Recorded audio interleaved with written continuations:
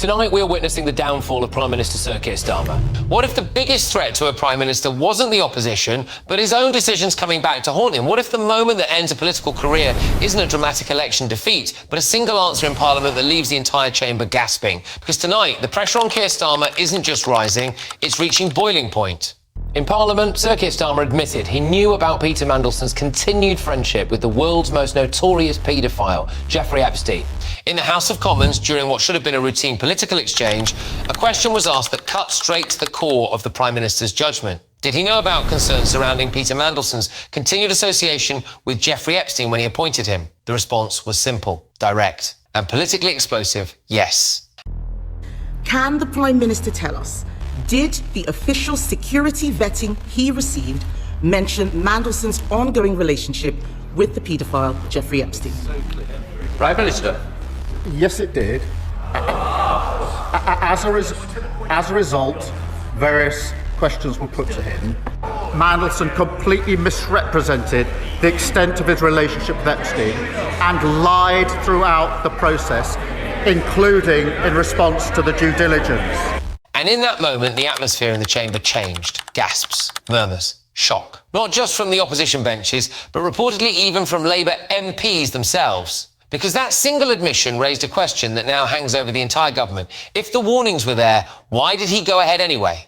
Even when more evidence emerged about Mandelson and Epstein, Starmer stood up in Parliament and backed him. The ambassador has repeatedly expressed his deep regret for his association with him. He's right to do so. I have confidence in him. Critics are now saying this isn't just a political misstep. They're calling it a catastrophic lapse in judgment. They argue that Starmer relied on the personal assurances of a controversial figure instead of the red flags raised during the official security vetting process. And that, they say, is where the problem begins. Because this wasn't a minor appointment. This was a high-profile diplomatic role. Sir Keir Starmer knows he's finished over this. He knows it's game over. Just watch this video and look at Starmer's hands here. Now, I think it's pretty obvious he's shaking. But can I reassure the House, Mr. Speaker? Let me reassure the House. The process for deciding what falls into those categories will not be a political process. It will be led by the Cabinet Secretary, supported by government legal teams. A position representing Britain on the world stage. The kind of post where even the smallest concern should trigger intense scrutiny. Yet now, the claim is that those concerns were acknowledged and brushed aside. Opposition voices have painted a brutal picture. They say the Prime Minister knowingly took a risk. They say he gambled his credibility on a man with a deeply controversial past. And now they argue that gamble has blown up in his face.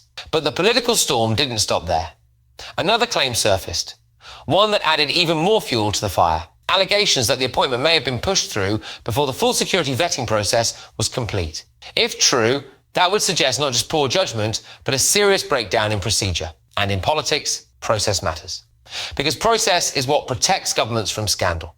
Now the focus has shifted from Mandelson to Starmer himself. Did he ask the right questions? Did he probe deeply enough? Or did he simply accept assurances because it was politically convenient? These are the questions now echoing through Westminster corridors.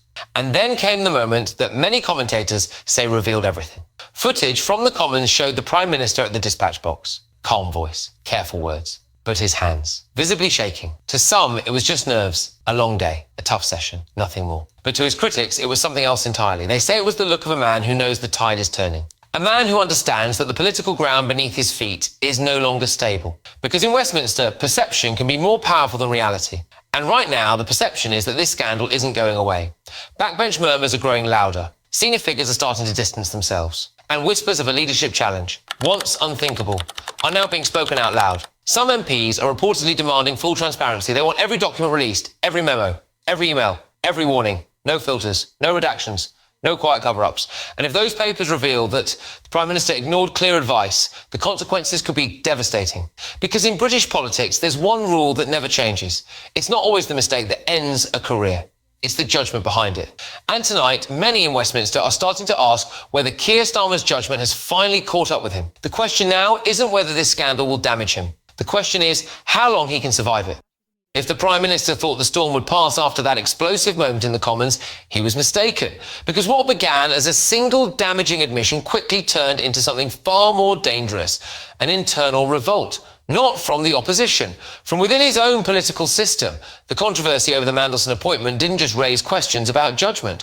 It triggered a full-scale battle over transparency. Initially, the government's plan was simple. The Cabinet Secretary would oversee which documents relating to the appointment would be released and which would remain confidential.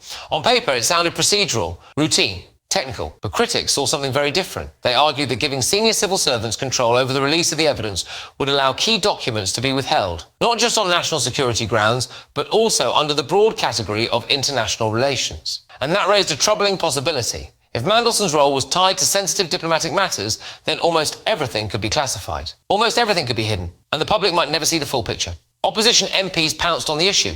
They accused the Prime Minister of trying to quietly bury the scandal under layers of bureaucracy. But what shocked Westminster wasn't the opposition's response. It was what came next. A cross-party alliance began to form, one that few would have predicted. Senior figures from different sides of the political divide reportedly joined forces to block the government's plan. And at the centre of it all were voices from Starmer's own party. Labour backbenchers, sensing the political danger, began pushing for a different approach. They didn't want the documents filtered through the Cabinet Secretary. They wanted them handed to Parliament's Intelligence and Security Committee instead. That would mean elected representatives, not civil servants, deciding what the public gets to see. It was a direct challenge to the Prime Minister's authority, and it worked. Under mounting pressure, the government was forced to back down. The plan changed. The documents would now go through parliamentary scrutiny. To many observers, this was a turning point. Because in politics, when your own side starts rewriting your decisions, it's a sign that your grip on power is weakening. Behind the scenes, speculation intensified. Some commentators suggested that senior Labour figures were already preparing for a post-Starmer future. Quiet conversations, strategic positioning, allies being lined up. In Westminster, leadership battles rarely begin with dramatic announcements. They begin with subtle moves, private meetings, shifting lawyers, careful statements in the media. And those moves, according to some reports, are already underway. There's talk of cabinet reshuffles, talk of sacrificial resignations, talk of distancing strategies. All the classic signs of a government bracing for impact. But perhaps the most damaging development came from an unexpected direction, the media. When newspapers that are usually sympathetic to a Prime Minister start turning on him, the political alarm bells ring louder than ever. And that, according to several commentators, is exactly what's happening now. Headlines are growing harsher, editorials more critical. The tone has shifted from cautious support to open doubt. Because this isn't just another policy failure. This is a question of character, of judgment, of leadership. And those are the kinds of issues that are hardest to survive. Inside the Labour Party, the mood is said to be tense.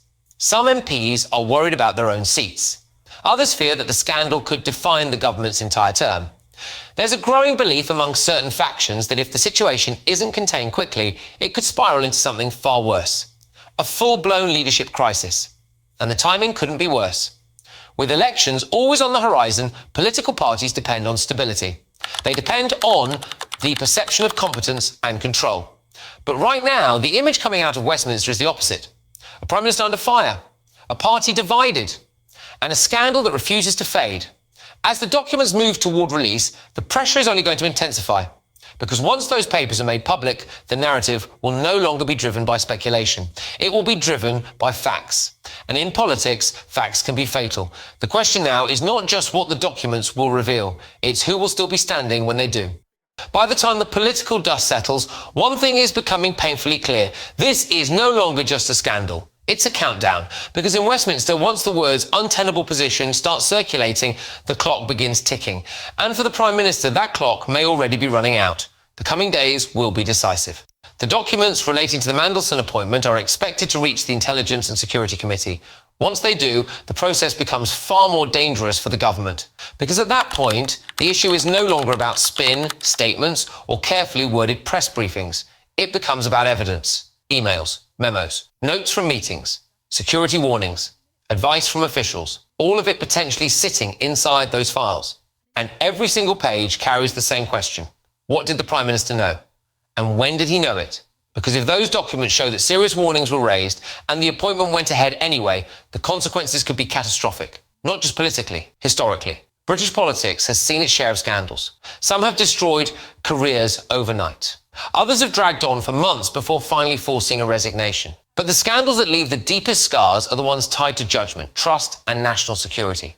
The ones that follow leaders long after they've left office. and many commentators are already drawing comparisons to past political disasters, moments that defined entire careers. The difference this time, they argue, is the scale of the reputational damage. Because this controversy doesn't just involve a policy mistake. It involves questions about due diligence, about warnings from security services, and about the appointment of a man linked, fairly or unfairly, to one of the most notorious criminal figures of modern times. That combination is politically explosive. Inside Westminster, the conversations have shifted. At first, it was about damage control. Then it became about survival. Now, increasingly, it's about succession. Who would take over if the Prime Minister were forced out? Who has the support of the party? Who could stabilise the government? These are not the kinds of discussions that happen around a strong leader. They're the discussions that happen when colleagues start preparing for life after them. And the pressure isn't just coming from inside the party. Opposition MPs are sharpening their attacks. Media outlets are running harsher headlines. Commentators are openly speculating about how long the Prime Minister can last. In politics, perception often becomes reality. And right now, the perception is that the government is in trouble. Some believe the Prime Minister could try to ride out the storm. Others think cabinet resignations could force his hand. A few suggest he might attempt a dramatic reset, a reshuffle, a major policy announcement, or a public apology. But even those options carry risks. Because once a leader is seen as weakened, every move is interpreted through that lens. Every speech becomes a test. Every decision becomes a gamble. And if the documents reveal damaging information, those gambles may not matter. What makes this situation especially dangerous is the sense that the story isn't finished, that more revelations could still come, that the worst headlines may still be ahead. In Westminster, uncertainty is often more damaging than the scandal itself, because it creates fear. Fear among MPs about their seats, fear among ministers about their careers, fear among party officials about the next election. And fear in politics spreads quickly. If just a handful of senior figures decide the Prime Minister has become a liability, the pressure could become unstoppable. A resignation might not come from opposition attacks or media outrage, but from a quiet conversation behind closed doors. A conversation that ends with the words, "For the good of the party, you have to go." If that moment comes, it won't be dramatic. No shouting, no cameras, just a decision. And when it's done, the official statement will be calm, measured, and dignified. It always is. But behind the scenes, everyone will know what really happened. Another leader brought down not just by the opposition, but by the weight of their own decisions. Because in politics, reputation is everything. And once it starts to crack, the collapse can be swift. The question now isn't whether this scandal is serious. It's whether the Prime Minister can survive it. And if he can't, who comes next? If you found this breakdown insightful, don't forget to like, share, and subscribe to Britain Daily. Thanks for watching.